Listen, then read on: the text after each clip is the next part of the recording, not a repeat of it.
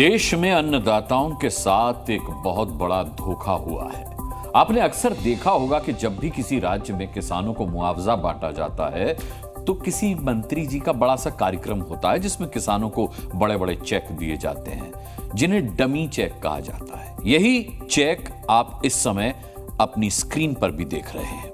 हालांकि इसके साथ साथ किसानों को असली चेक भी दिए जाते हैं, लेकिन छत्तीसगढ़ में कांग्रेस की सरकार ने ऐसा नहीं किया। किसानों से धोखे की पूरी रिपोर्ट अब आप देखेंगे।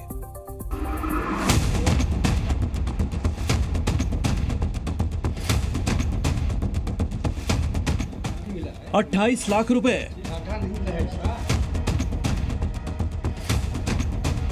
27 लाख रुपए और 19 लाख रुपए।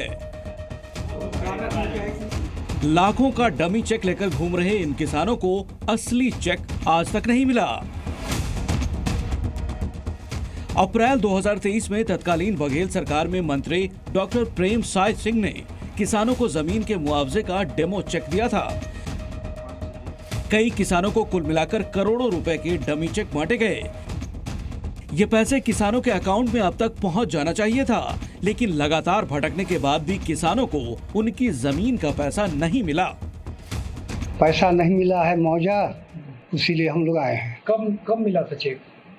चेक पर साल में था। गरीब आदमी के खेत की डूब गई से और पैसा नहीं पाए है, पैसा पर हमरे आए हैं। कोसामाही बांध बना है 2011 में, तो आज तक पैसा भुगतान नहीं हुआ है। असल में छत्तीसगढ़ के बलरामपुर रामानुजगंज जिले में बांध बनाने की वजह से जिन किसानों की जमीन डूबी उनको मुआवजा देने की तैयारी की गई थी। 20 से ज्यादा किसानों की जमीन पर मुआवजा देने को लेकर डेमो चेक दिए गए। हालांकि किसान अब तक इन पैसों का इंतजार कर रहे हैं। पूरा मामला बलरामपुर रामानुजगंज के कलेक्टर साहब के पास पहुंचा तो उन्होंने जांच का भरोसा दिया।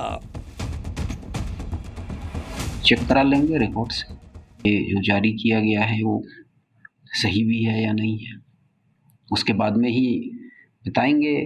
और अगर भू अर्जन हुआ है तो उसके पैसे जमा है नहीं है, उसकी स्थिति भी चेक कर लें।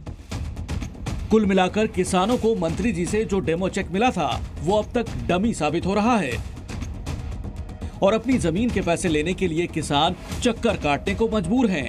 ब्यूरो रिपोर्ट, जी मीडिया।